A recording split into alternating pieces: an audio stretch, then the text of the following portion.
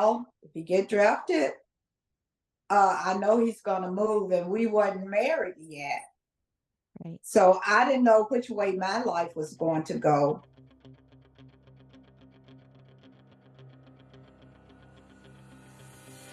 Today on the show, we are celebrating our 50th episode with a Memphis treasure. Miss Vicki Finch is up next.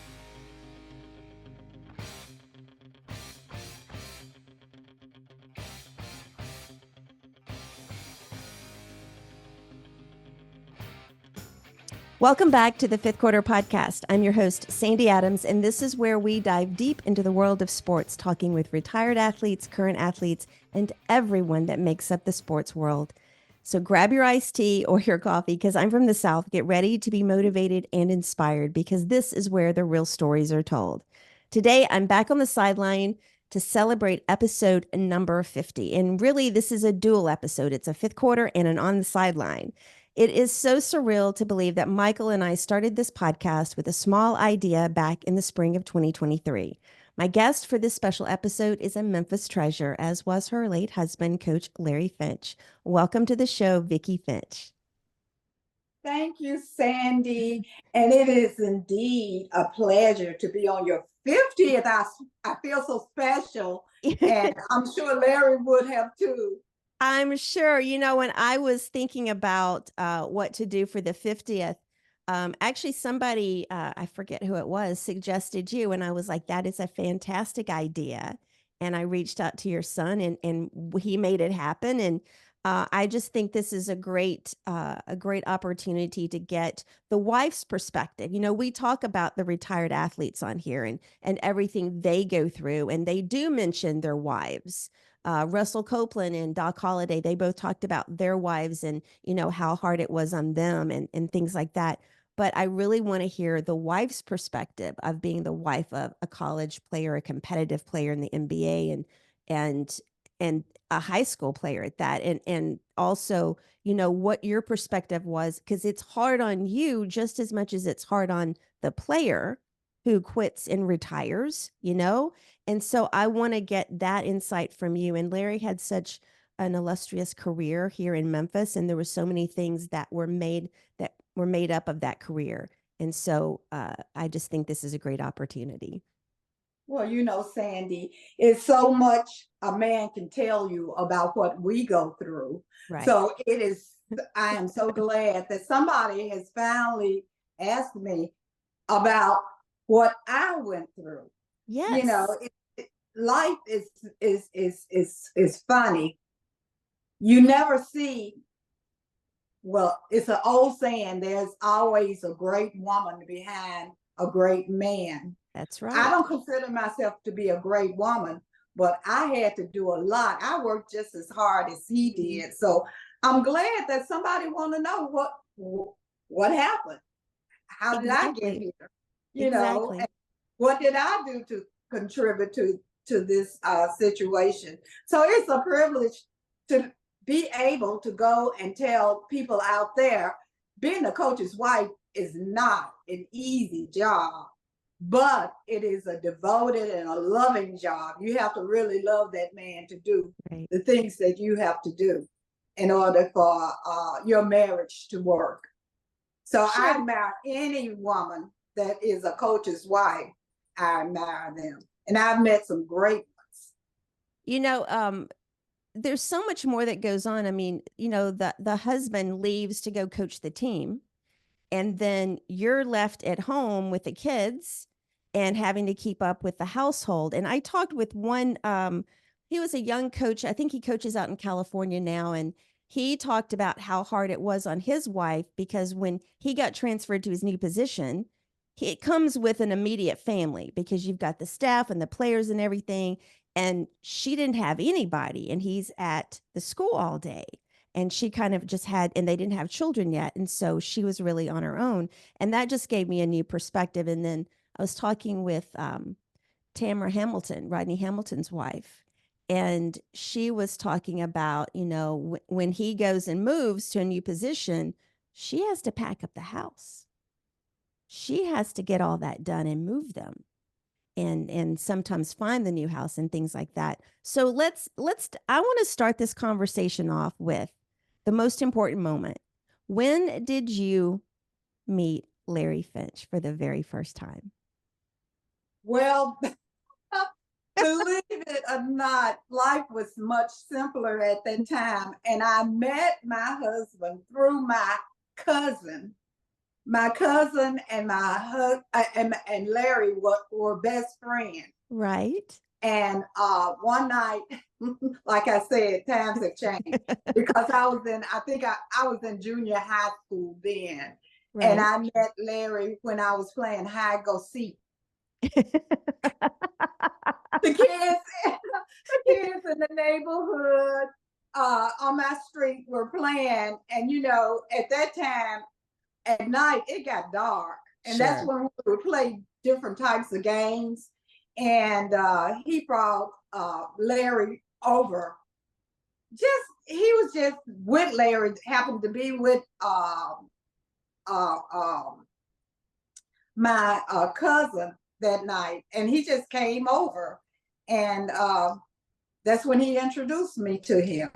But I also met him because we went to the same church too. Okay. So, and again, Roland, my cousin, and Larry and his family, his mother went to the same church. We went to a Church of Christ, and all of us were at the same church, and we were in the same Bible class. Right. And we got to know each other. We weren't really, well, I wasn't really interested in him at that time. It was just that, we were just all young kids then. He was just in junior high at that time. That's when Right. I first met him. Right. So how old were you when you first met him? You said you were in junior high, but how I old were was you? high when I first met him. You were how But old? we started going together into high school. Well, we called middle school, we called it junior high. We didn't Right. call it That's middle what school. I do too. That's what I grew up with was junior high. So how old were Right. you again? How old were you? Oh, when I first met him, I probably was right about 12, 12. And how old 12. was he? How old was he? We're the same age. The same age. Okay. He said I robbed the cradle, but I didn't. He did. He was born in February and I was born in May. But we're the same age. So you didn't really have much thought when you met him, Oh no, he no. was just my cousin's friend. He was just a nice guy, and we were getting conversations. But at that time, it wasn't about him playing ball or anything. It was more about him being my cousin's best friend Sure. because Sure. my cousin was my best friend. Right. So y'all started officially dating, going together, what they said back then. Okay, we started going together. I think about my 11th grade year. Okay. I Okay. was in the 11th grade because I had a boyfriend before him, Oh. and I introduced him to his girlfriend because the girl told me, she said, Vicky, she said, oh, Larry's friend, Roland's friend, Larry, do you know him? I said, oh yeah, he's a good friend of mine. She said, oh, I just like him so much. Is it any way you can introduce him to me, or what should I do to get to know him? I said, oh girl, don't worry about it. I went and told my cousin, look, this girl want to meet. She's crazy about him. Introduce her to him. And he did. And she went with him for a while. Wow. Yeah, I introduced him. I was giving them away. But she was a really nice girl and he was a really nice boy. And I just thought they made the cutest couple. And Okay, at the time, I was going with someone a little bit older than myself, a year older, not a whole lot, but a year older. So I considered myself to be a little bit more out there than he was. But he went with her and she was she was a good girlfriend and everything, but it didn't last. and the guy I was going with, it didn't last. So you know how when you're in high school, you sort of Yes, look around and search around, and sometimes it's right up under your nose and you don't even know it. that's right. So you two got together before he graduated high school then? Oh yeah, Yes. yeah. I went with Larry my junior and my senior year. So what was that like from your perspective of being his girlfriend and his career kind of becoming such a thing in Memphis community? Well, you know what? It didn't really phase me a lot about him. The focus was on him pursuing me. Okay. I hate to say that, but you That's know, okay. That's okay. at the time, I have I had 7 sisters, Oh my gosh. okay, and I had one brother, and my brother was a basketball player, and my brother was the oldest of 9 children. Wow. And he played basketball before Larry, and he got a scholarship to a college in Alabama. Hmm. So I was used to sports. Right. My sisters were majorettes, they were Hmm. cheerleaders, they were in the choir. I mean, they were very popular. So I got in on it because of their popularity. Right. And so Oh, I just want to make sure everybody is aware you went to Melrose High School and so did I Larry. did. I did. Yes. I went to Melrose, and my whole family graduated from Melrose. 9 kids.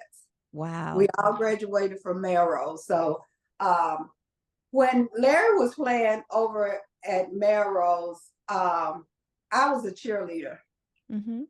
So like I said, I didn't start going to with him until my junior year, and well, that's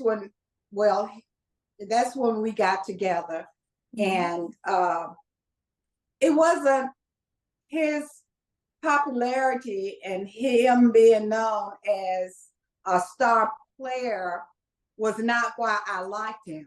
Right. That wasn't what drew me to him, because he was just a good person. He was Hmm. a perfect gentleman. I mean, he walked me home every day from school.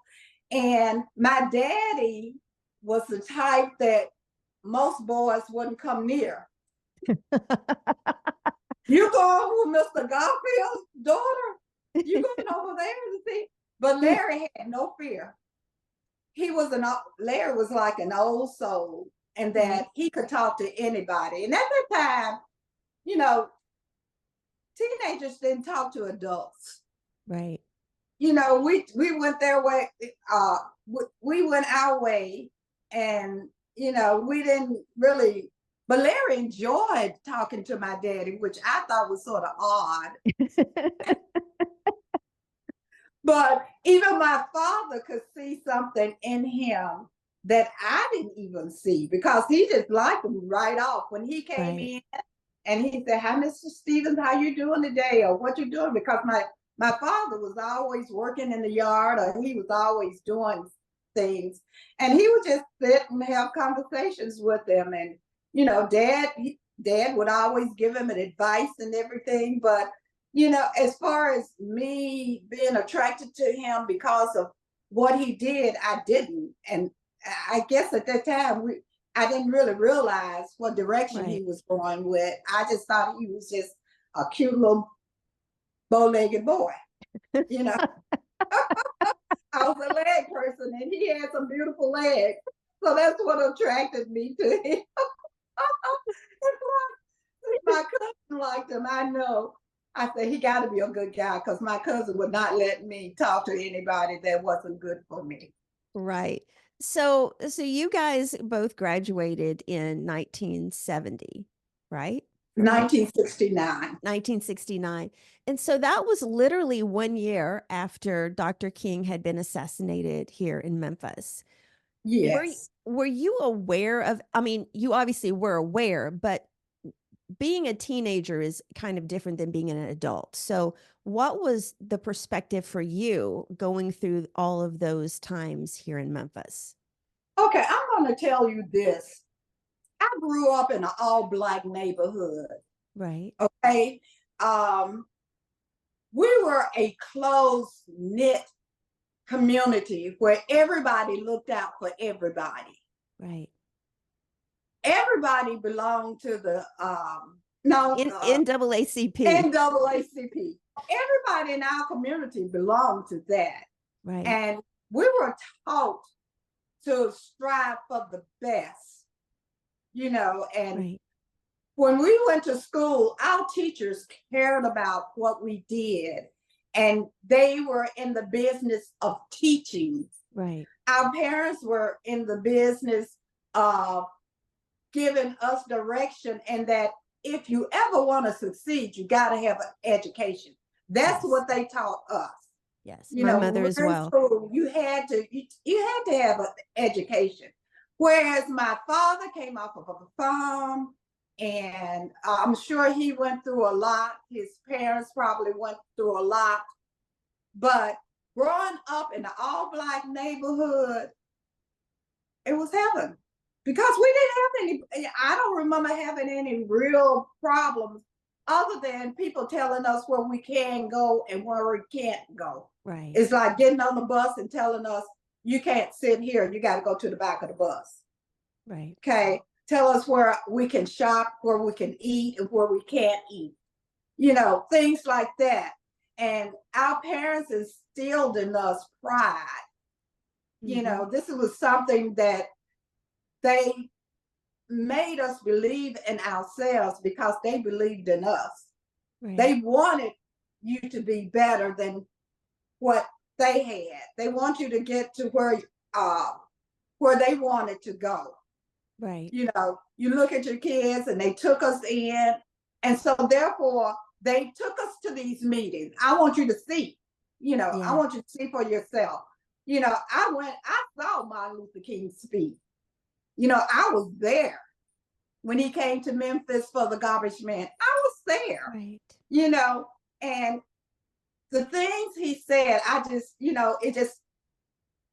was just paralyzed once I heard him speak. It's like, I can believe that this man has so much power in his speech. He can right, motivate you to do anything just the way he spoke. So, I was all up in the movement. I mean, I was one of those people that protested downtown at Woolworth when we couldn't eat at certain places or whatever. Larry's sister Gloria was a die-hard person she went to Mississippi on the bus that got bricked and whatever. oh my god, I mean, we were the ones involved in that. At that time, Larry was playing basketball, so he couldn't get involved because, if he had gotten involved in that, there's no telling right, what attitude some people would have taken with him. sure, And he was one that had a personality that if you met him, you would love him. I know, when Jack Eden, he used to go out and play with Jack Eden's kids would come to Orange Mound just to be around him. So, the civil rights movement, he believed in it and he was a part of it, but it was something he couldn't do that we could do. And we told him, don't worry about it. You're a part of this, but let us do, because we don't want you to, for anybody to find a reason right. not to allow you to succeed at what you do best. So I was all up in the movement, and his sister and everybody else. And we all took part in it. That is something that we were just determined to do. And the only thing I didn't do is march that day that everything broke out when they rioted. Right. My dad wouldn't let me go. And I said, but Dad, this is something that we really, he said, no, I got a feeling about this, Vicky. You need to stay at home. Yeah. He told all of us to stay at home. My next door neighbor went, and at the time when she went, they got pepper sprayed. And so they just, I mean, I was glad I didn't go out. I regretted that because of the cause, Sure. but when I saw what happened to them, it was a good thing that I didn't go. So they So look out for you. But yeah, the movement was something that we believed in. We all believed in because we wanted the best for our community and for our people. right. And we were often put on the back burners, but once they start integrating the schools and everything, then it came a little bit better. But at that time, like I said, Orange Mound was an all Black community.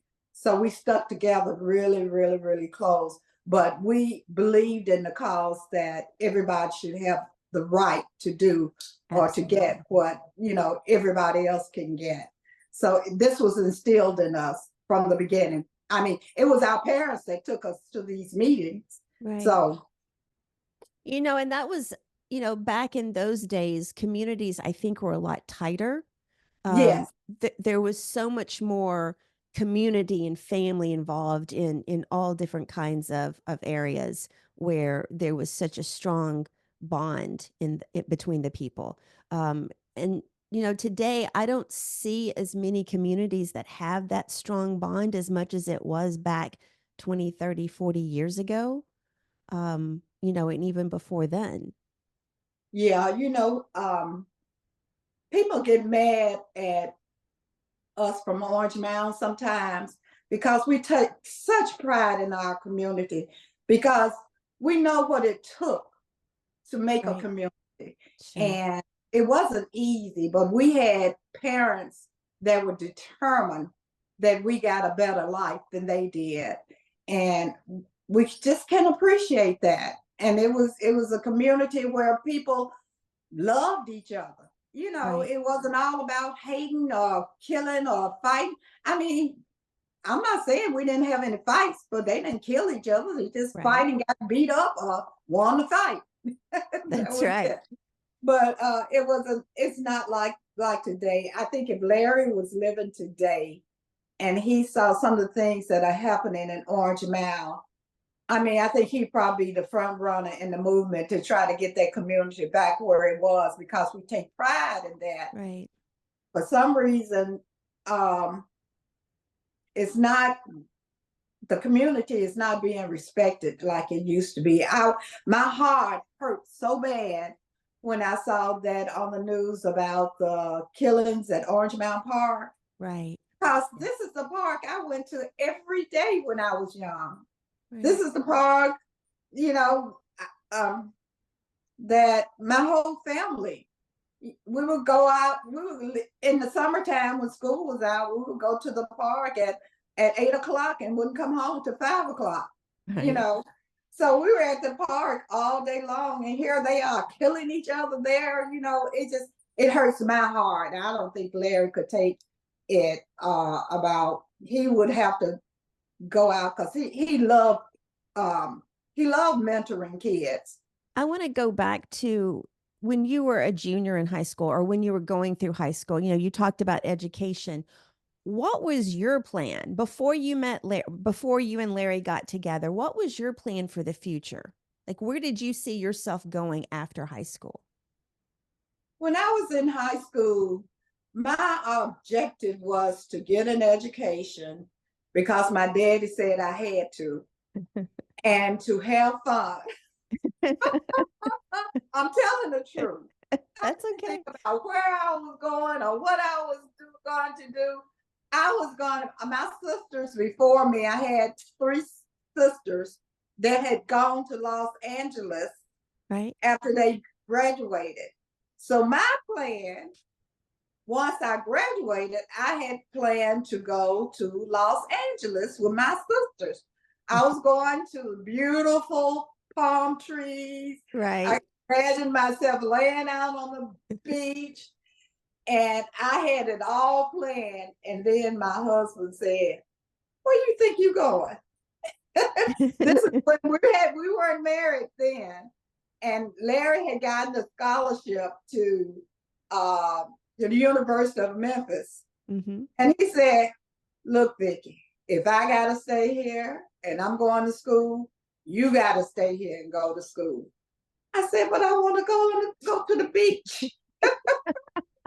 He So said, "No, what you did staying here with me." So I decided then, and my dad, he had talked to my dad, and he thought it was a good idea. So I decided to stay and go to the University of Memphis with him Mhm. because I cared about it a lot. Right. And then for him to ask me to stay, well, he didn't ask me, but it sounded like an ask. So okay, you decide or you're kind of persuaded to stay in Memphis Right. and go to Memphis State. What was your idea of what you were going to do in college? Like what did you decide to major in?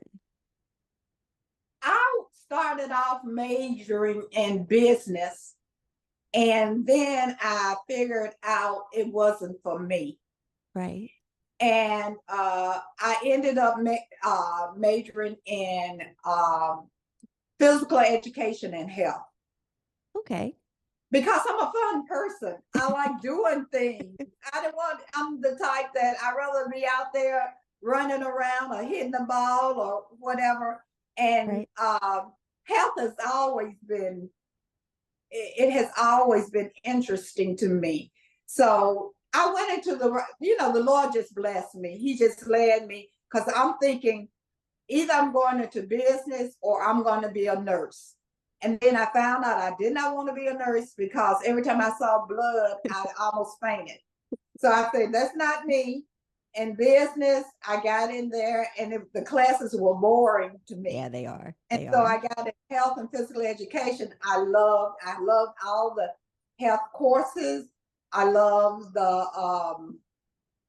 the physical education courses. They were just so much fun. Right. And I learned so much, and they had really, really good teachers. So I decided to go in health and physical education. So Larry was at Memphis for 3 years, and how did you two navigate him playing so much and you being in school? Like how did Okay. Um, Larry was at University of Memphis for 4 years. for 4 years? Okay. The first year, he could not play varsity ball.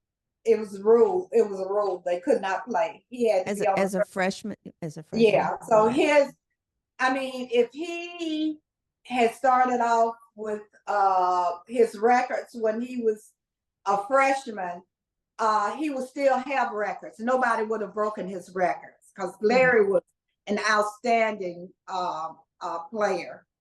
But um, And he's still very high up on many of the records, like the first two or three or four positions right, on right, many records. right. And that's not see what the records that you're seeing are for 4 years. Larry's is for 3 years. Right. And that's what, so that makes it even more amazing that Right, they only counted 3 of his years. right. They only counted 3 of his years. And what was the question? I'm sorry. Oh, I was asking, like, how did you two navigate that Oh, the okay. relationship being in college with him playing and you going to school and him also trying to go to class? The thing was, um, I was motivated by Larry and my dad. And when we were in school, I had to catch the bus to school. I did not live on campus. Larry lived on campus, but he would bring me home from school as Right. many times as he could. And if he didn't, I would have to ride the bus home too. Hmm. So I would have to ride the bus to school and away from school. Larry's practices would end most of the time where my last class would end. So therefore, he could take Oh, me, but he couldn't bring me to school. right. So Right. I had to ride the bus, but it didn't interfere with anything. I mean, I knew what I was getting into when I was going with him. I knew that he had basketball practice. He knew that usually when I was at school, for me to really make good grades, I Mhm. had to go to the library. I couldn't go. I had 9 people at home. Okay, I so can't even imagine. I I can't. couldn't go home to study because it was too many kids there. I mean, it was 9 at the time because my brother had gone off to college, Right. and I think my um my sister, a couple of sisters were not there. But still, when you go home, you got the radio playing. You got other little kids running around, and you got to. So my thing was, I would go to the library to study for whatever I had needed to study or do whatever my homework was. I did it in the library, and Larry, they had people to work with them to make sure that they did what they had to do in the classroom. Right. Coach Bartow was really good at that. They kept tabs on if they kept up with their academics and whatever. So they were taken care of, and that they made sure that they did their assignments and did and they had certain periods of time to do their work. They had Right. people making sure that they did. So it really didn't interfere because we knew our purpose while we were there. We were there to get an education. So it wasn't a problem at all. And I wasn't a party person. I didn't go out partying. When I got in school and my father told me I could either go to college or I can go to work, he said, I would Vicky, have picked the same college choice you made. or you can go to work. And That's I was right. like, I don't know if you remember Maynard, the word work did not resonate good with me. Right. So I said, well, I think it'll be easier for me to go to college. So it's just like I said, it was my parents Right. who pushed me that, hey, Vicky, this is serious business. Mhm. When you go to school, you got to do the work. You got to do what you're supposed to do. And they pushed me toward education. So I know why I went to school. I didn't go to party. I Right. went to work. And Um, Larry knew while he was there that he had to do both. He had to do his work in the classroom, and he had to do it on the floor, on the right. gym floor. So Right. it didn't interfere with anything that we did. Had y'all already decided? I mean, did you already know that you were going to marry him? Okay, did I already know that he was going to marry me? Well, did you already Ah, like when you started college, did you already kind of know that you two would eventually get married? Did you just know well, that, or you was know that kind? what? We had planned. This was our plan. We had talked about it before I even got into college. Right. When he told me he wanted me to stay, I said, well, Larry, I really want to go out west. And he said, oh, you got to stay because, we're going to be together one day. And I said, well, when is that day going to come? And we had made a deal. We said, well, we're going to wait at least 3 years. Mhm. And our junior year, that's what we had planned on doing, getting married our junior year. But because of so much going on and us determined to get our education and everything, we couldn't, it couldn't happen then. But we did get married the year after I graduated. Right. I graduated first and then we got married. Did you So graduate? Had he? Did you graduate? Let me start that over. Did you get married before he graduated, or just after? I'm we got, confusing. yeah, we got married after we graduated. Okay. Okay. So after the But we went after together the whole 4 years. right. Um, so going into that senior year, let's talk about, his mindset, because was he being recruited by pro teams his senior year of college? his senior year was focused on the NCAA. Right. And yes, he was being, um, you know, it was a lot of talk about where he was going to go after college. But that year, that team was so focused in on winning the NCAA. And Larry is one of those people that he used to have a sign in his room over his bed that said, "Make it happen." Right. That's what he was determined to do. Coach Bartow had so much. I mean, you're talking about people that loved him, that had confidence in him.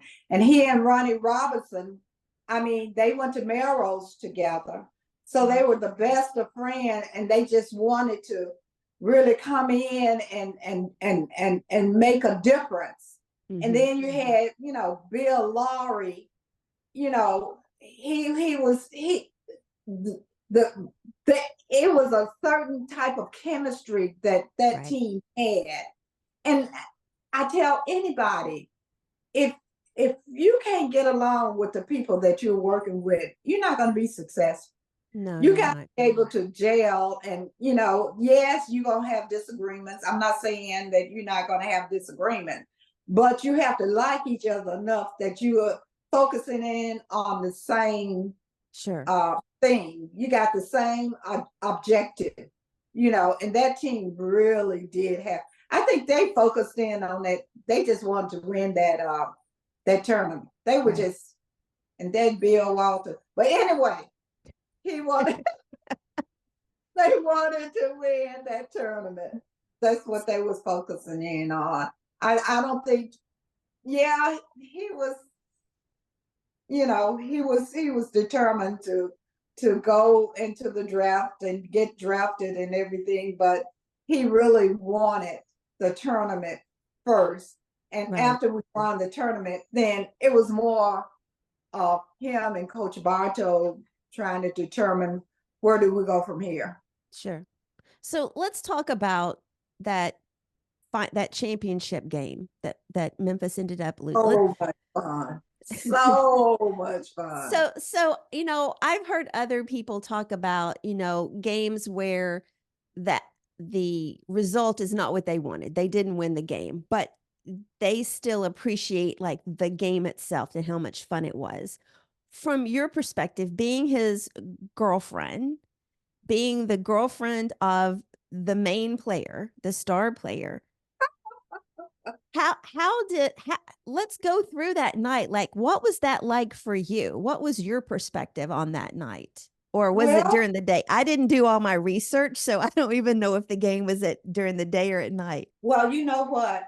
When we played that game, I guess I had more fun leading up to that game because everybody had counted us out. We weren't supposed to be there. Right. Every time we went to a tournament, you know what they would tell me? I would have Memphis on. They say, "Memphis who?" I think they still do that, actually. Memphis who? And I say, "You'll soon find out." And that's the way it was. It's just that we were not supposed to get there. And every time we made another step toward that, people don't realize how hard it is to get to that final game. I hear people complaining, well, this coach has been coaching 2 years. How long? I mean, just because they've been coaching 2 years, that doesn't mean that they can produce a winning team. It's just like I say, the chemistry has to be there. Exactly. It's not about look at how many teams have never made it to the tournament at all. But to go from here to there, it was so much fun because they counted us out.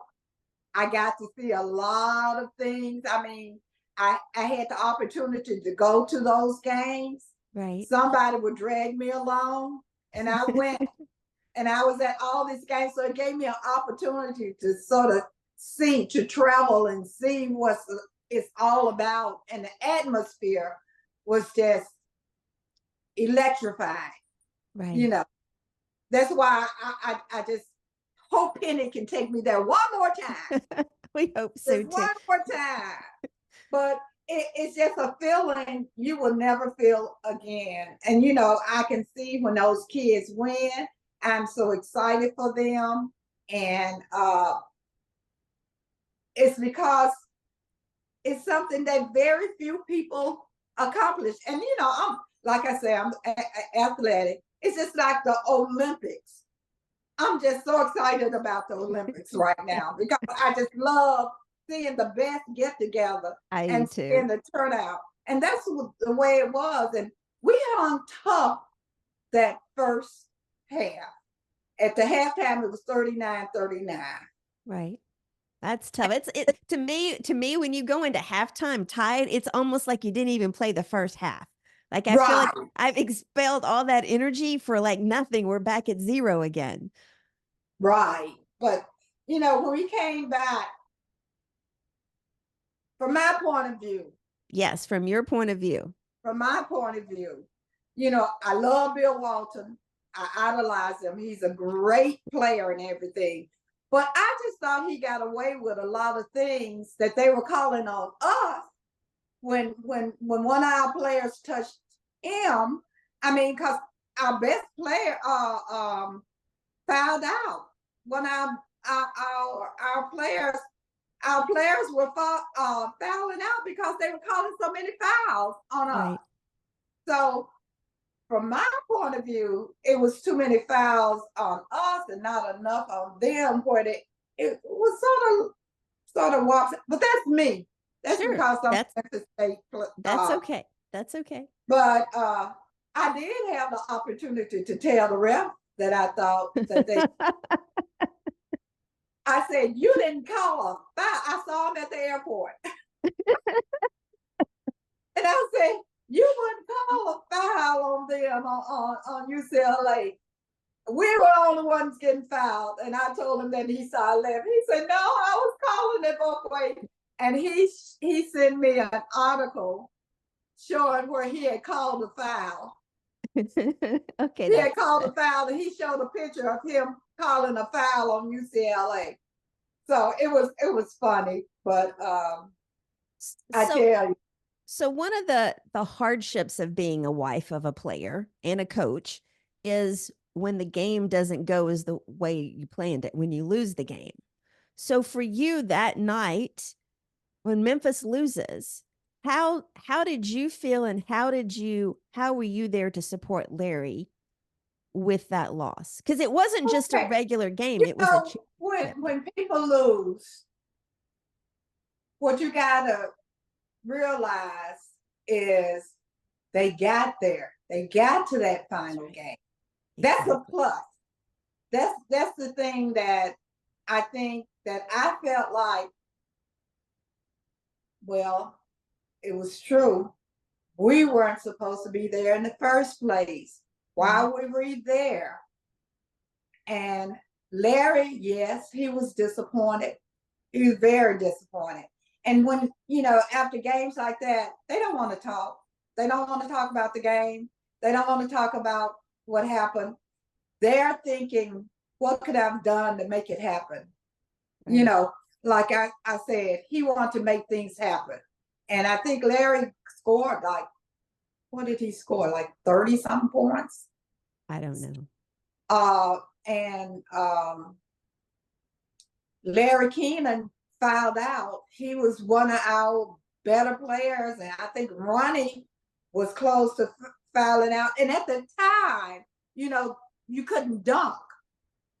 Oh, I didn't know that. No, you couldn't. That dunking was not a lotto. And I'm thinking, dog, if they had Duncan in there, because both of them was very physical, they had taken Right. it out. So he was disappointed, but yet and still, I think the city of Memphis, I mean, when they came back from that game, the streets were, I mean, the airport was just full of people because they were so proud of how far we went. And so that eased the pain. When you got people supporting you, and even if you fail, they still say, thank you so much. You tried so hard. You know, they know how hard they worked.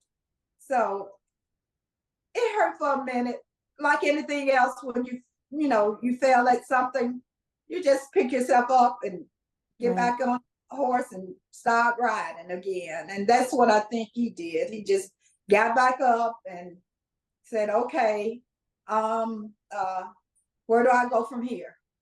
And You know, so and now it didn't bother me because I had a good time.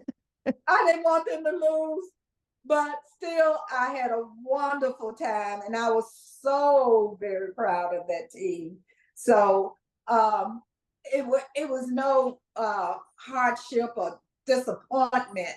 right. It was no disappointment for me because I was just glad that I had a chance to move on and on and on and on and on and on. See, I like your attitude because I'm have the same attitude. I find it a privilege and an honor to be able to watch the games and just participate and see everything. You know, like that's what I enjoy is just the whole journey. You know, Right. I just feel honored to be able to do that. So the championship game is over and you two decide then you're going to get married or you start planning your wedding, or had you already been planning your wedding? Yeah. Okay. Yeah. I after that year, uh we got married the next December. Okay. So this We was got after the draft then, right? right, Okay. right. So then after the championship game and Larry's finishing up his last year of college and now he's starting to think about the draft. Right. At what, like what were you feeling at that time? Like what were you thinking about? What were you feeling about the prospect of him going into the draft and what may happen in the draft and those kind of things? Well, you know what? I was excited for Larry, but um and my focus, was on us. Mhm. I said, well, if he get drafted, I know he's gonna move, and we weren't married yet. Right. So I didn't know which way my life was going to go, but I had faith in him that, in fact, you know, um, I didn't know. It was I was sort of hanging there because I didn't know what Sure. I knew he loved me, and he had always been supportive of me. But when he got drafted, I think it made him realize that he didn't want to be alone. Right. If he had to go away, he didn't want to go away because at that time we didn't go a lot of places. Yeah. We were not on our own very much. Very few times did we go many places other than Mississippi, and I would go out west every. I think I had gone west maybe one time, but we weren't travelers, so we Right. didn't. That that was sort of like a mystery to us. We didn't know what to expect, and he didn't know what to expect. But I think that he, for me, I wasn't worried because I knew that he loved me, and I knew that it was going to happen. I just didn't know when. Yeah. But then he decided, once he, decided to go to the ABA, which was another league that they Right. have that they don't have now, Right. because Larry has always been a home person. He loved his mother. And his main thing, because he told me before we got married, he said, Vicki, before you even think about us getting a home, I'm buying my mama a home. And Oh. I'm going to tell you this. before we get married. So, you won't think that it's just coming out the wall. And I understood it because I said, if he treats his mama that good, Sure. he's looking out for his mama like that, I know he's going to look out for me. Right. And for me, it wasn't a priority to go get a big home or to go get a big house or whatever. My thing was, we're going to finally get married. So I understood exactly what he said, and he did exactly what he said he was going to do. He went and got his mom a home, and then we got married. We got married that December, and in September I had my first child. So we went from one thing to the other, but You're gonna make me laugh. Okay, I want to ask the draft night. What was that like? Because I mean, I see what draft night is like now, but what was the draft like in 1973? you know what? Larry was with his coaches that night. So everybody just kind of stays at their own house and it's just like you get a phone Yeah, call? he didn't go to Los Angeles or anything like that. He was at home, and he was with the coaches. And I wasn't really into the draft. I mean, I didn't know the importance of the draft at the time. I knew that, about the NBA, but I'm a girl, and I'm Right. just getting out of college, and I know about basketball, but I don't really know exactly what's going on. Sure. And And it wasn't, I mean, I hope nobody criticizes me for saying this. I don't Obviously it was not as big in 1973 right, as it right. is, when Jordan was with Chicago. Like it Yeah, wasn't you as didn't have big. all this hoopla. Right. You didn't have this fanfare about the drafts at that time. So it's You know, just another night, just another recruiting night, so to speak. well, it was bigger than that. It's just that I wasn't involved in it. It was Larry and his coaches. Right. It wasn't me. It was them deciding. And then once he got drafted, and he decided he didn't want to leave home. Mm-hmm. He wanted to stay here and make sure he could take care of his mom and me. And that's when he decided that, we were going to get married. But he didn't really ask until that. Larry asked me in November. We got married in December. You had Okay. a That's, month to plan? he makes up his mind. Let's get it over. Let's go. So that's the way it was. And, he enjoyed the ABA, and he met some really good people. But he could have gone to the Lakers, Mm-hmm. but he wanted to stay home. He was just a home guy, and that's the way he was. So the 2 years that he played for the ABA, what was there any special memories from that period of time for you? Uh, that was the time I was pregnant, and I had my first child, and I was into that baby.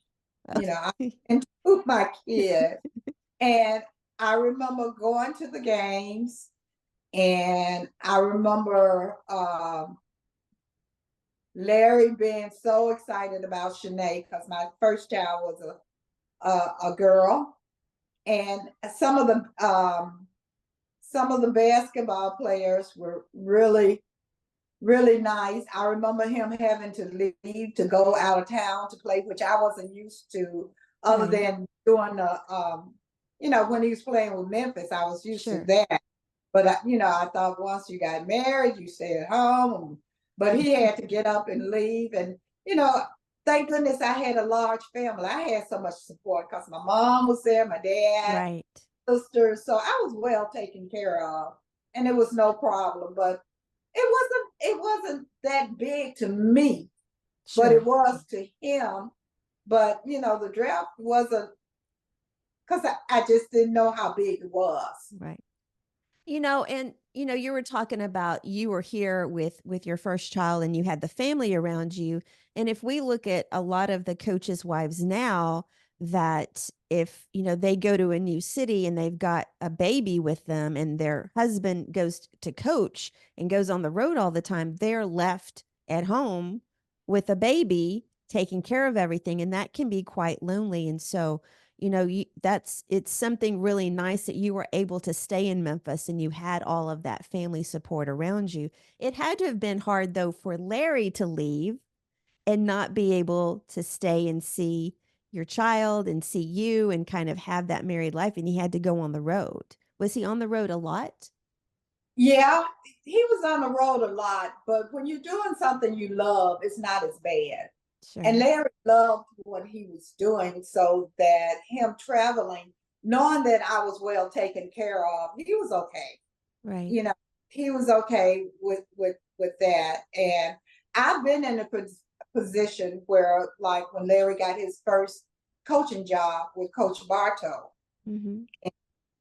I had to pack up and move to Birmingham. Right. That was that was something. For one thing, people don't understand is that it's not easy for us to just pick up, especially when you're not used to moving. Right. Okay, Exactly. so here I am going into a city where I I knew no one, and Mm-hmm. I'm from a home where it's a house full of kids. I'm Right. from a community that is close knit. I'm from a city that loves Larry Finch. And then all of a sudden, I'm somewhere, and it was even hard for me to get a job. You Yeah. know, when I moved to Birmingham, I went on so many interviews, and it was just hard for me to get a job, and I couldn't get a job in the area of my expertise. I couldn't get a teaching job. I ended up working in a hospital in the financial department. And I don't know, the 2 years I was in Birmingham, it taught me to grow up a lot, because Yeah. I was used to people being there for me, where I had to focus in on taking care of my children, making sure everything is okay with Larry. And of course, there were times, at that time, Birmingham was there were things going on in Right. Right. Birmingham. Right. I had some people to, do some cruel things to me in Birmingham. But I couldn't go to Larry and complain about what was going on, because I didn't want him to get involved and get in trouble and do something, because Right. he had a lot of pride. Right. So if I'd gone to him to tell him all the mishaps that I was having, it could have caused him a lot of trouble. But thank goodness, my parents told me, Vicki, you got to deal with it, Right. and I that's want to what I. I want to come back to that for I want to go back to one thing for just a second. Um, do you remember the moment, or was there a specific moment when Larry decided that he was going to quit playing professional basketball and go and become a coach? Like that moment when he like officially retired from competitive sports? Okay, when he retired, it wasn't because he wanted to. Right. Larry had gotten hurt, injured, and Okay. because of his injury, he couldn't play anymore. And I tell you, that hurt him more than anything, because he really did want to play. He had every intent, and he was doing well in the ABA. He was doing well, but he got injured, and once he was injured, he could not play anymore. Uh, when he went back home, he taught high school, Oh, I didn't know that. and not high school, middle school. Middle school. Yes, he taught uh, middle school and high school, and um, it sometimes it teaches you to be humble. It And does. that's at that time when he taught in the education part, he got to do what he always loved to do, and that is to mentor kids. You know, it wasn't about him out there on the floor. It's about him doing things to help these kids to further themselves and to encourage them that they can do better if they, you know, work hard. And he would always challenge them to do things. And it was a learning experience. I think it was a good, you know, sometimes God put us in certain situations. I agree. So that it can prepare us for the next step. And I think that was what it was. It was preparing him for what was next. Right. And what was next, he didn't, you know, it wasn't him going into coaching. It was Coach Bartow saying, Larry, you would make a great coach. Oh, it was Coach Bartow that brought him into that. He didn't coach it. I mean, when we were in Memphis, he coached junior and senior high school. But when he first started coaching as an assistant coach, it was for his coach, Coach Bartow. Right, right. See, Coach Bartow recognized his talents. And so I had to, you know, being a coach's wife, you have to move on a dime. Right. I didn't have to move but once, you know, and I admire these women that stand I don't know how they do it. They go from place to place to place to place because that one was enough for me. Well, you moved to Birmingham and then you had to move back from Birmingham. That's 2 times. Right. So let me ask you this. When he got injured and he had to officially retire, did he have any, like, did he know what he was going to do with his life then? Did he ever, like, I mean, I know that you said he went and started teaching middle school and high school, but did he say, you know, hey, Vicki, this is what I want to do now? Like, did he have that conversation, or was he just kind of picking like what was available to him and just kind of not knowing what direction he was going to go? I think it was what was presented to him. Right. You know, at that time, we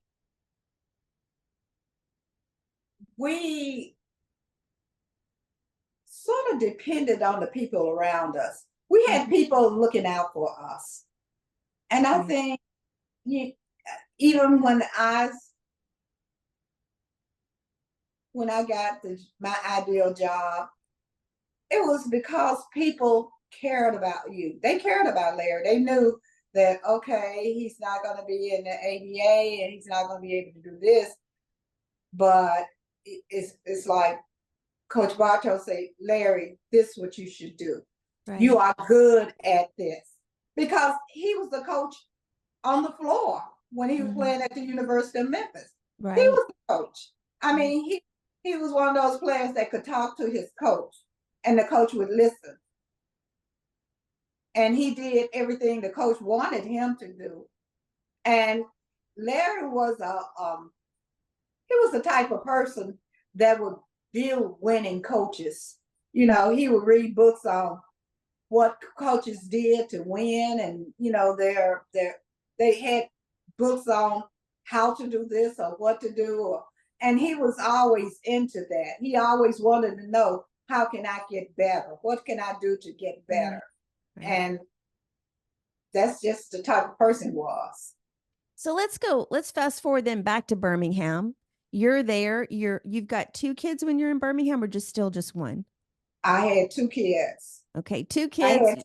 One was a baby. Okay. And the other was about 5 or 6. I mean, about 4 or 5. I can't remember. It all runs together after a while. Yeah. And I tell you, it was an experience for me because it was hard. I didn't have anybody to help me to do this. I had to find me a church. I had to find me a job. I had to find places. I had to find um, Pediatrician. nursery for my children. It's just so many things went into it that I had never done before. I had to do it myself. I had to make sure that, Larry was taken care of. I was in a city that I didn't know my way around. Yeah. So I had to figure out directions to everything. It was really a learning experience for me, but it was a good experience Right. because I needed that. I needed to learn how to do things for myself, by myself, because as long as Larry was there, I was very dependent on him. My family helped me with any problem I had. They helped me with. The community has always helped. Now you're on your own. You take what everybody has given to you and you put it together and use it for your best interest. Right. And I think that's where the community comes in. It takes a whole community to raise a child. So all the information that I got when I was young in Orange Mound at the University of Memphis, I mean, by the time I got there, I knew it was scary, but I knew I had to do it.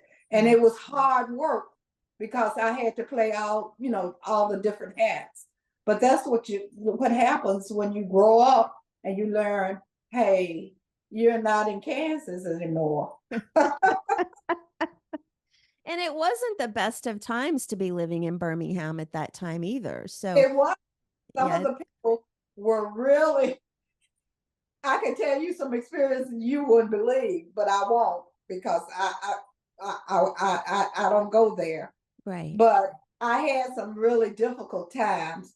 But the one thing that I enjoyed was working with Coach Bartow because he was one of those people that tried to, encourage me to do things and to make it. You Right. know, he sort of he was such I talk about him all the time, but he just was such a good person. So when was the decision made? So obviously, because this is where I don't remember my history of basketball or Larry's career. So you were in Birmingham for 2 years. What made you leave Birmingham to come back? He was offered a job in Memphis. Okay. And that was with Dana Kirk, correct? Yes, that was Okay. what. Okay. Okay. And So as I told you, he loved Memphis. So so you pack up, you got two kids I still? pack up, I get my kids, and I head back home. And it was surreal. It was a good moment, you know. Uh Larry, he was doing what he wanted to do, but um it was a lot of work with me because once I got there, I got my ideal job, and that was teaching. In I taught. Birmingham? In Birmingham or back in No, Memphis? no, no, no. In Birmingham, I never taught. Okay. I had, but I couldn't get a teaching job. Okay, Right. I couldn't get a teaching job. But when I got back home, I was able to get a teaching job. So that was good for me. Um, but it's like I said, I had two kids. I was teaching. I was trying, once Larry was assistant coach, it was hard because I went to the game. I was very supported. I didn't miss any games. Right. If Larry was there, I was there. That means that I got my kids, I got everybody. We're gonna be at the game, but still I gotta get up the next morning and go to work where he may can sleep in later. I got to get up and go to work. I still got to clean the house. I still got to cook. I still got to, wash and clean. I mean, I got to shop. It's so Yeah. many things that you still have to do despite the supporting the husband. You still you got to carry on. Right. Where he's doing this, he got one job to get up and go to work. I got 5 or 6 jobs. you know, and Yes, you do. it's a lot of work. That's why I admire these people that move from city to city to city and still raise those kids and do all these other things because it's a lot of work that has to And go into it. and I don't know, I don't think people think about the fact that a lot of these women that are moving don't necessarily can find jobs, or they have to take a job that's not exactly what they're for, because as an employer, they're probably looking at these women thinking, well, you're probably not going to be here very long. We can't guarantee, and we want something, we want somebody that's going to be here for a while. And it has to be really, really hard, especially if, you It know, is, and the thing is, you don't know. you never You know. you never know what's gonna happen, but the thing is, life goes on, and you got to do what you got to do to help your family or whatever. And the thing about it is that, people have told me a lot. Why are you working? Your husband is coaching. Why are you working? He should be. But they didn't understand just because he was coaching, he was making what they thought he was making. Right. Exactly. Everybody always thinks they know how much money people are Yeah, making. yeah. So let's fast forward to, I guess, 1985. And because Larry became head coach at Memphis in the fall of 1986. I just want to say that's when I started university. Well, that's when I started at Memphis State. Really? It Oh, is. It is. Um, I didn't know anything about Tiger basketball. I'm just going to say that. I didn't know anything about Tiger basketball until I landed on the campus at Memphis. And I just lived 2 hours from here. wow. But yeah, I just, I remember I didn't even know who Dana Kirk was. I didn't know anything. And I always like to tell this story. I can't remember which two basketball players it was. I was in the field house and they walked out of the gym. And I swear I have never seen men at that point that were that large. I had never seen. I was like, "Oh my God." Um so when he obviously the issue with Dana, um, that had to have been, I mean, I don't know. How was that for you two? Dana gets fired, let go, however that was that happened, and Larry becomes head coach. So it had to be both an exciting moment for him and some type of uncomfortable, whatever that was. Okay, I when Larry came back to Memphis and was under Dana, Right. the situation was a little different than what it was when he was in Birmingham. Right. In Birmingham, he could talk to Coach Bartow. He could Mhm. give his opinions about the game or could give ideas or whatever. When he came back to Memphis and he coached under Coach Kurt, I think it was the city of Memphis that really brought him back. It Right. wasn't Coach Kurt wanting him to be there. So that made his job a little bit more difficult in that you are used to voicing your opinion. Sure. Now you with a person that says, I don't want your opinion unless I ask for it. Yeah. And you understand, okay, I'm in a different situation. And it was hard for him to sit there and change the way he's used to doing. It had nothing to do with Coach Kurt because it was his team. Right. And one thing, I'm a firm believer of a coach running his team the way he wants to run because when they lose, it's him that lost, you Right. know. So Larry is the same way. He was respectful of Coach Kurt. When he came in, he was very respectful of him, but he wasn't he wasn't uh behaving, he wasn't being treated the same there. And like, I'm not saying that what Kurt did was wrong or he was Right. mistreating him.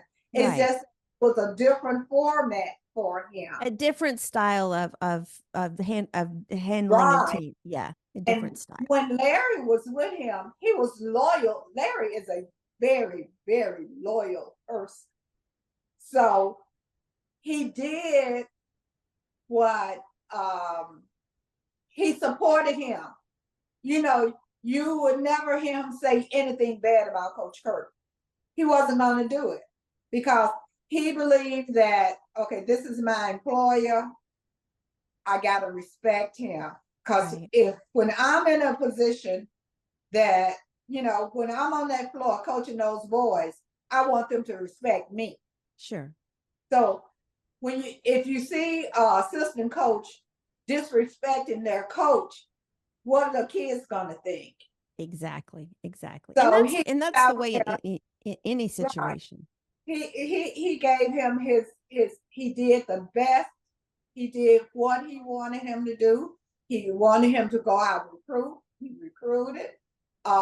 He watched the players. He ran whatever he told him to do. He did. And Coach Kirk, I liked him. He was a very funny guy. So he kept, I don't think some people appreciate me laughing at half the things he was saying. But I'm that type of person. Funny is funny. And he would say things that were funny, and I just get so tickled. I didn't know what to do. But I stayed in my lane. Larry job was with Coach Kirk. It Mhm. wasn't mine.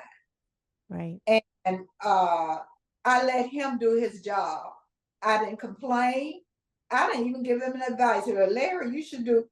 I let him handle it because that was his job. Sure. And so I had enough to handle anyway, because I was at home doing my thing with my kids.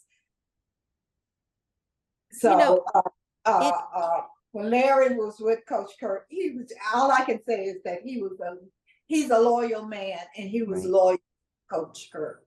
That brings up a really great point because a coach's wife, when you go into these schools, these college campuses, and your husband is not the head coach, there's a politics there. You have to learn how to navigate because you're right. It's their job, it's their employer, and it is an intricate situation, and you have to learn how to handle the politics of that.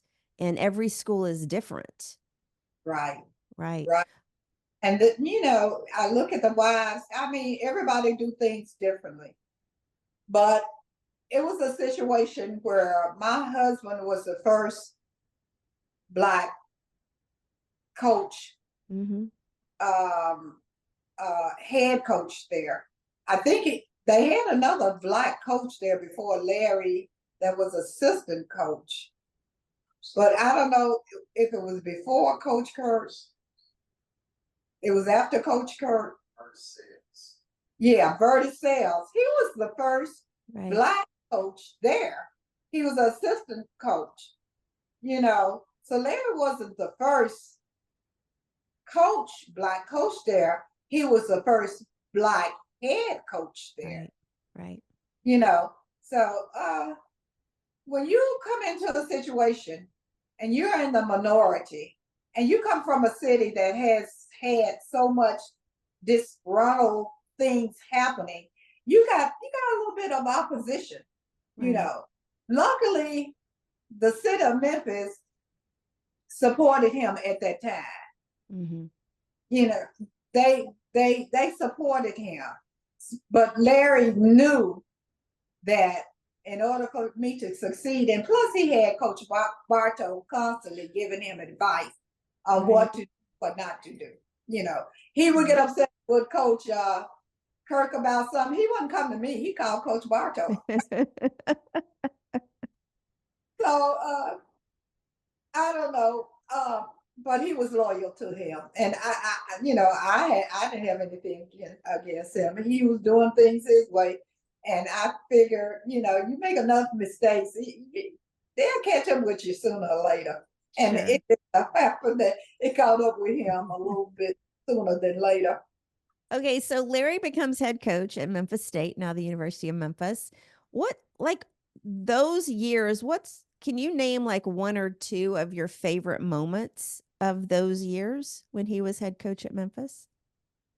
Or I ask a lot of people, and that sometimes it's very hard because that's when I was in college, and those were probably my favorite years to watch the team, just because I just think it was such a repetitive excellence of basketball in Memphis those years that he coached. Well, it was so many good moments. There were. Larry was so fortunate in that he had good assistant coaches. Mm-hmm. He had really good players that really wanted to play for the sake of playing. Right. Then he had outstanding parents who backed him. Mm-hmm. It was nothing like it is today. There was no negotiating with the players. Negotiation took place with the parents. That's right. He had promised all the parents, his parents, and he met every, word that his first thing was, I want you to know that your son, first thing is that we want him to get a good education so that no matter how his basketball career goes, he will be able to get out there on his own and do what he wants to do. And I think that's the way he got a lot of the players here, because he promised the parents that he would actually take care of them. And it was like, to me, his players were a part of his family. Mm-hmm. And I guess that's why I am so attached to a lot of his players. Sure. A lot of his players call me Mama Finch. It's because that the relationship he had with them, I could, I felt like Mama Finch. I got to know in a lot of ways you kind of were that. Yeah. So I don't know. It's so many. When they won tournaments, it was exciting. When they went to the NCAA, it was exciting. It's just, it's just so many special moments. These are the moments that I saw Larry being his happiest. Right. And even with the kids, he could have fun with the kids. He could talk to, but when he met business, they knew this is big. He didn't play. That's right. That's right. He met business, but on the other side, they knew, hey, this is just like, he's looking out for us, and we got to do what we got to do, but we still can joke around and have fun. Right. So I can't say one moment, one event, because they all were special to me. So let's go forward just a little bit, because everybody knows Memphis basketball history. So I'm not going to go through all of that, but let's go to when Larry and Memphis parted ways. For you, how hard was that to navigate? Okay, let me tell you, for me, Mm-hmm. It was heartbreaking because my husband was hurt. Right. He was truly hurt. And the thing is that this is how my day went. I got up. I get prepared for school. I get my kids ready for school. I go to school. I teach. I not only teach, I coach track. Okay. I also coach dance. I had a dance team. I had a coach. Okay, so I coached track. I coached dancing. It wasn't in the same season. They were in different seasons, but I coached both of them. After that, especially with the dance, we had to raise money to go to nationals. I believe in allowing children to experience as much as they could experience. I agree. Yes, I do too. Going to Florida was one of those things for the national dance competition. Okay, when UDA, Universal Competition. I was determined we were going to go. So therefore, we had to raise the money. It was no money in the fund for these kids to go. Most of the parents didn't have the money to go. So we did fundraisers where not only was I going to Larry's games, but I was also going to my own school's basketball games, and we had to sell concessions Oh my to, God. to earn money for these kids to go. So I'm staying after school to 10:30. Not only that, I had to take my kids to basketball practice, or I had to take them to football practice. I had one that was playing basketball, one playing Oh my football, gosh. was in dance. So I had all this stuff going on, all of this stuff going on, and we made it. I mean, I could go from school after track practice or a track meet and go to a basketball game that Larry was coaching. Man, you must have been a well-oiled machine to be able to get all of that done, still take care of the house and the kids, and be a wife. I mean, you had Memphis basketball games, you had your school basketball games, and you had your kids' stuff, and then everything that you were coaching. That's a lot of stuff. That's a lot of sports. But you know what? That coaching saved me. It saved me in that I loved what I was doing, so I could understand why he was so involved with what he was doing. Right. Because see, I didn't know when I started coaching track, I didn't know anything about track. I coached track because that was the only way I could get the job at the school that I wanted to teach at. So I got into track. Luckily, Larry helped me to get a girl. Her name was Deborah. And she taught me, she was a track runner at the University of Memphis. And so she taught me everything that I needed to know about track. Oh, I love this. I love this. I've always loved dance. I've always thought I would look at those competitions. I said, my girls can do that. But we didn't have the formal training of learning dance moves and stuff, you know, but they could learn just like that. Right. So we had people to come over to help teach them certain things. But I had parents that got out, helped to sell things and do things. And you wouldn't believe it, our track meets would be full of people. I've never seen, I mean, I haven't seen anybody like our track. We had a band at a track meet. I've never seen that before. So everything was so exciting, but it gave me a perspective that when you love something and you don't mind doing it, you're going to give 100%.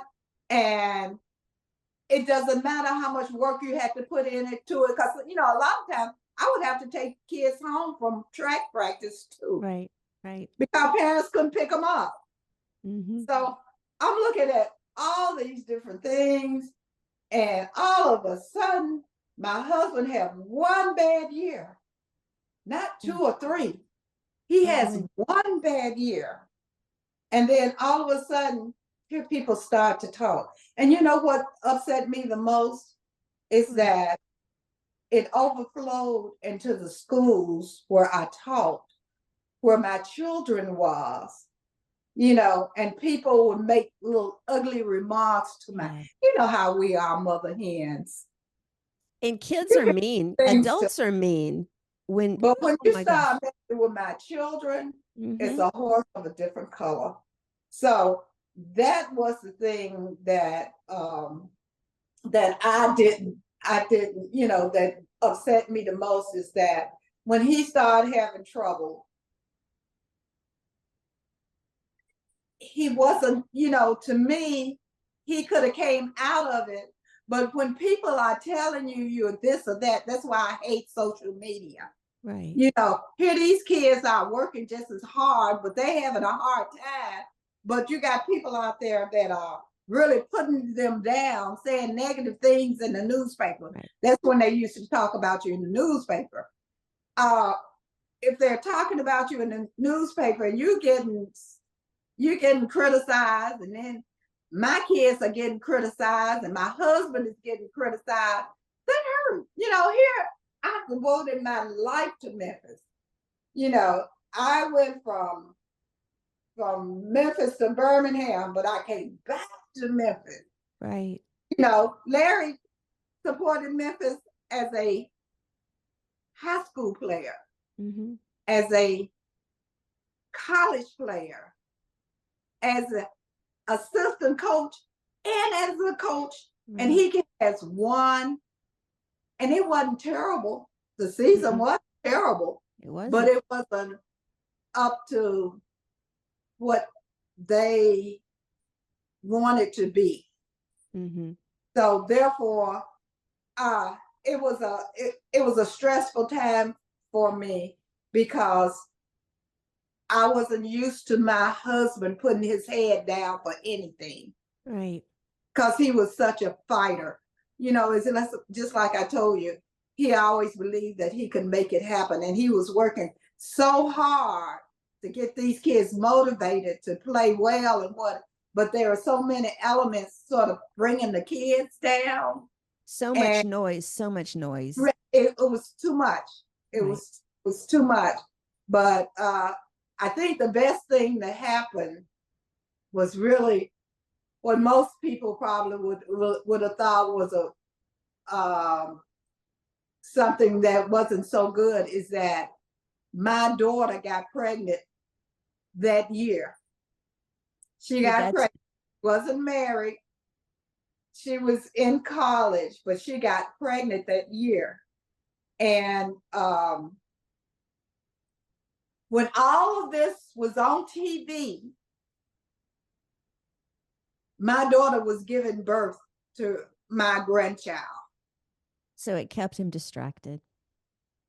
That was the only thing that distracted my Yeah. husband. Right. He was looking at, I mean, he wasn't worried about what was on that TV. He was looking at his baby having a baby. Right. Right. And he loved that baby. That's the only thing that got his mind off of what was going on around him, was that my baby was having a baby. So it's just like I say, sometimes God sent us some things, and you may think, oh, that's not good. But you know, if it wasn't for that, then it's no telling where his mind was at, would have gone. But in the end, I think it affected him mentally, Yeah. and it affected him physically. Because can you imagine being on top of the world all these years, and then all of a sudden, it's just like a door closed right in your face, and it's, you know, and only the faithful are there to, you know, support you. You And know, it's so public. Like it's so public. it's It's so not. everybody, you're Yeah. right. Everybody's looking at you. Yeah. Everybody, and my thing was I had my work. I love teaching. I'm a physical education teacher. I was a teacher. I was not one of those people who threw out a ball. You know, when people say physical education, the first thing they come to a lot of people's mind, oh, they just throw out a ball. No, I taught physical That's right. I taught all of the sports. When it came to health, I taught all the parts of health, you know. So I was deep into what I did, and because I had something else to focus on, you know, I was there to support Larry, but it was a lot for him. It was a Yeah. lot for him. I mean, I think if you're talking about the worst time, I think that was the worst time for Larry, Sure it was. you Sure know, it and was. it was a terrible time for me, but it was a good time because that baby was just, we Yeah. just to death. I mean, she's how old is Asia now? She's like 29, 30. you Okay, know, that makes me feel old now. but she was so needed at that time. We Yeah, need something else to focus on. But it was a terrible time for my husband because he wasn't used to it. You know, from high school on, he was the man. right. And then all of a sudden, he's not doing anything different. He just happens to Right. have a bad year, or not so good. I'm not going to even say it was bad. I'm going to say not so good a year. And the world falls apart. And so he was hurt deeply because when you love something, Right. lose it, it hurts. And You know, I mean, I didn't know him, but I can only imagine it was probably not something he ever got over. he did. No. He did. No. So let's fast forward to, well, let's kind of wrap things up. For you as a coach's wife, what advice would you give to women out there whose husbands are starting their first or second or third coaching job? What would you give? What 3 tips would you give to them for advice? Okay. My tip is first thing is to take care of yourself Mm. because had Larry not told me, because I thought once he got a head position, I thought I was going to be sitting at home watching TV. And Larry told me, he said, "Oh, you're not sitting at home, so you You're gonna can be get." working harder than anyone. He said, "No, you're not sitting at home. You're gonna have to do something." And so, my thing is to keep you, take care of you Right. first, because everything else is dependent. Even though you may not think they're not dependent, they are dependent on you. Mhm. You got to take care of that household, you know. And if I don't know if the wives are like me. I mean, they probably can afford people to come and cook. I had to cook and clean and everything else. Yeah. And you know, at that time, I think you know, back in the beginning, this is something women were expected to do along with working. Mm-hmm. But the problem is, I mean, the situation is you got to keep your mind straight and you got to love that person and understand that that person is not perfect. Mm-hmm. You know, when Larry got upset about something, sometimes it would come out in other ways where I didn't have to do anything, but he might say something because of some event that happened to him that has nothing to do with me. Right. But a lot of times they will come out there frustrated Mm-hmm. and they need to recognize when they need some rest and try to get them to get away, step away for a minute. Okay. Too much of a good thing is it's not good for you. If you notice, most coaches, if you see them, they're all work, work, They work, are. They work. are. You know, and they don't know how to step away. But you got to step away. You got to give time to your family. You Sure. got to go on vacations. You got to do something silly or get involved in something a little bit different. So Mm-hmm. the advice I would give to these ladies is that you need to take care of yourself first, your family, your husband, and your family. And number one thing, stay off of social media. That's right. No, leave it alone. That's Leave right. it to those people who like arguing and criticizing or whatever. And you know, my thing is, and my kids are always telling me, "Mom, you don't never know what's going on." I say, "I don't want to know." There's nothing to know. There's nothing. I Nothing to just know stay out there. off of it. But I always tell them to take care of themselves first and then look out for everybody else because you are a very important ingredients to this marriage. And other people don't recognize it, but the husbands, they do. Right. They recognize it, but you have to recognize you can't do it all. You got to take care of yourself mentally and physically and I socially. I agree with that. So couple more questions, and then we're gonna get off. I've kept you on here way too long, but it's all good stuff. No, I'm sorry. What keeps you busy these days? You know what? I'm at I've been retired for quite a while. I'm getting ready to go on a cruise Yes, you are. Where are you going? for a family reunion. My nephew set it up, and it's like going to be over maybe 90 of us on a cruise. Oh my God. And so I try to stay in touch with the family. I also I also get involved in community activities. I'm from Orange Mound. Right. Times you go back to Orange Mound, and for one while I was taking line dance lessons at Orange. I, I love line dance. I told y'all dancing is just my thing, but I let it go for a while. So I'm going to try to get back to that. But I love being involved with my family, my sons, and my grandchildren. I love it, love it, love it, love it, love it. So these days I'm focusing in on um, just giving a lot of love to my Sure.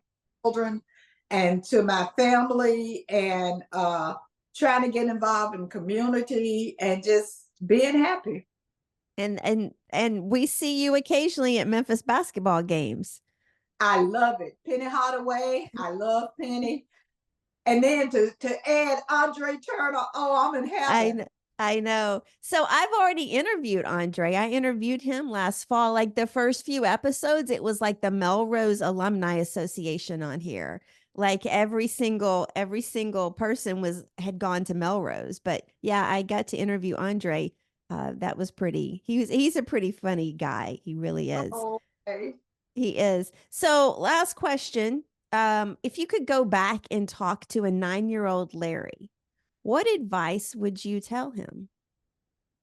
Because typically I ask this of the retired players. So if they could go back and tell their 9-year-old self something, what would you tell a 9-year-old Larry?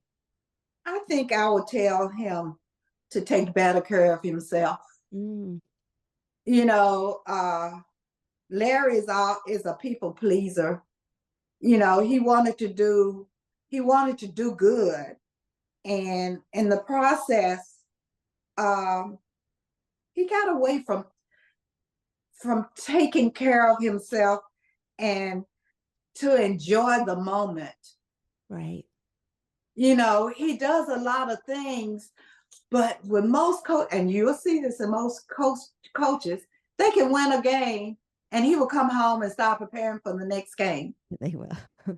You know, so I'm thinking maybe when you catch them young, yeah, enjoy the journey. Just enjoy that moment. I mean, just have fun.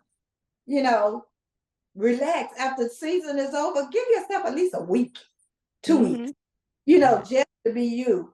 So I think a 9-year-old, hey, enjoy what you're doing. Love it, love it, love it.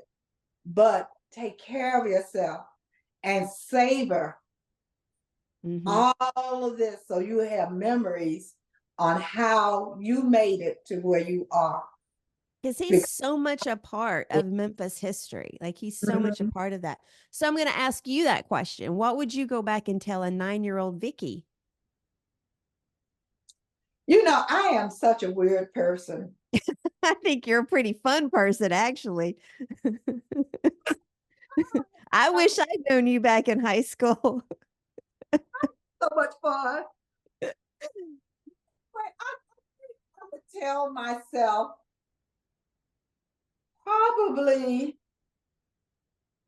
to don't know. What would I tell myself? I tell myself to, oh, not to have so much fun. No, Everything's going to be okay. just, just, just, okay, stay focused. Sometimes I can be going in one direction and I'll sort of turn in the next direction. And Yeah. my mind is one that goes here because I get excited. Yeah. Maybe that's what it is. I get excited about things, and when things come around that I really, really like, maybe I need to calm down. Maybe I need to calm down. I'm one of those people that, hey, I'm getting some ice cream now. I'm jumping up and down at 9 years old. I'm really ready for it. Calm down. You take your time.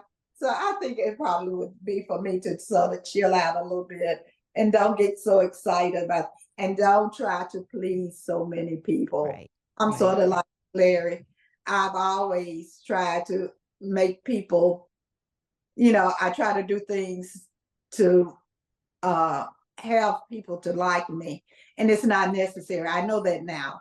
Yeah. You gotta be you. Mm-hmm. And whatever you are, be it and enjoy it and love it. Because like I say, I'm sort of weird, No, I'm you're not. No, you're different, not. but I'm me and I love me. So that's it. Thank you so much, Vicki. Thank you so much for being on today's show and helping us celebrate episode number 50. You're very welcome. As we wrap up this special 50th episode, thank you all for listening, especially if you've made it all the way to this part of the show. I'm hoping I can ask a small favor now. Please double check you are subscribed to our show to catch all the new episodes. And if you love us extra, please take 60 seconds and give the show a review on Apple. It helps the show get found, and I love to read all of the notes. Thank you so much for joining us here on the special episode with Vicki Finch. Until next time, remember, change is our ally and it paves the way for greatness. Stay inspired. Have a great rest of the week.